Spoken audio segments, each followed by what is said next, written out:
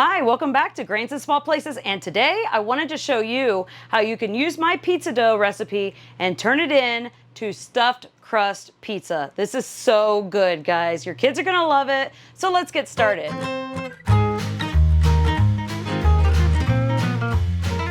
Okay, so to get started, you're going to obviously need some cheese. Today, we chose to use our mozzarella cheese that we got from that Azure haul that you saw on my last video. And we just took these and cut them into like about a 1/4 inch slices and then a 1/4 inch again so that the strips were about 1/4 inch thick all the way around. You could probably also slice up like string cheese, or you could probably also use shredded cheese, but I have a feeling it might be a little bit more difficult to get the dough to wrap around. But I have a whole video on how to make the dough. You can see here the size of the cheese. Also, you're going to preheat the oven to 400 degrees Fahrenheit, and you're going to want to par bake this for about 5 minutes before you add your toppings. You're going to stretch out the dough or roll out the dough, and then about 1.5 inches away from the edge of the dough, you're going to make that circle of cheese around here.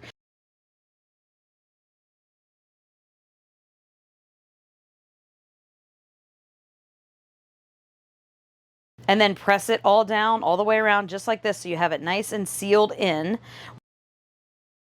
We did try to make the cheese, you can see here, a little closer to the edge, and that ended up not being as successful. So taking the cheese a little bit further in was very helpful. You'll see we had some like cheese spillage and stuff like that. So also don't forget to check out, I do have a video on how to make this pizza dough with fresh mud flour, and I also have another video on how you can make frozen pizzas. So you could combine this stuffed crust pizza video with the frozen pizza video, and you could have frozen stuffed crust pizzas. So here you can see we pinched it together. It seems like it looks great, but then we had a bunch of spillage after we par-baked the crust. So we found that putting it a little bit closer in was indeed a better option. But that's what we're here for. We kind of go through this so that you don't have to. We also like to take a fork or something and poke holes all through the dough. That way there's no large bubbles or anything like that that happen while you're par baking the dough. But you can see here, this was only went at that 400 degrees for about 5 minutes. It's not completely baked. It's just enough to have everything set in and ready to go. And then here we go. We're making another one because my pizza dough recipe does make about 4 small pizzas, 3 medium pizzas, or 2 very large pizzas. So really, however you want. You could also do even more like tiny personal size pizzas. But this size seemed to work really well. I'd say the dough rolled out to be about 12 inches round before we went ahead and stuffed it in there. And then of course, once we put the dough over the cheese, it ended up being a little bit of a smaller pizza. But there was no crust left after we made these. So it's important to just make sure you press around all the edges, make sure that you seal it all in, then you don't have the spillage. If you do have a spillage, it's not really that big of a deal. You know, you're putting probably cheese on your pizza anyway. You can top these however you want.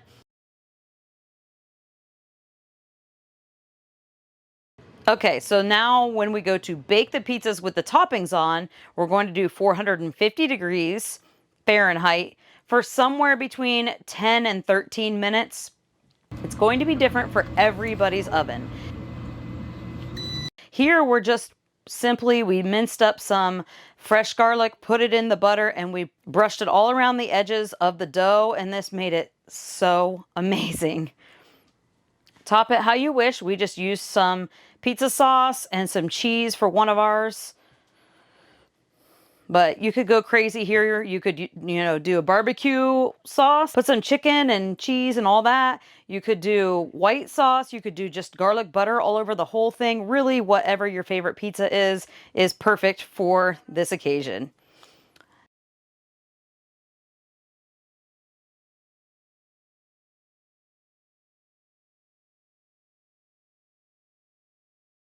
This is some more of that mozzarella cheese. We just shredded that up.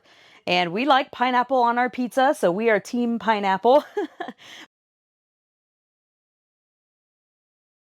But we went ahead, we brushed some of that garlic butter all over those edges of the pizza where the crust was.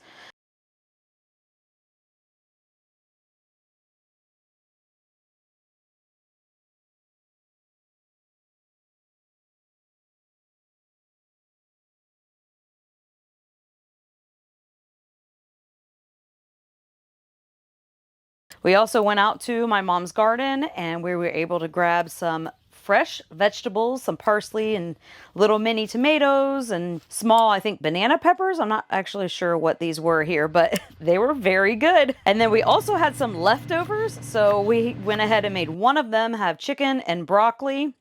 And then we went ahead and added some of those other fresh ingredients from my mom's garden. But really, any vegetable that's in season, any vegetable you've got left over in your freezer or leftovers, you can always just add to the top of these.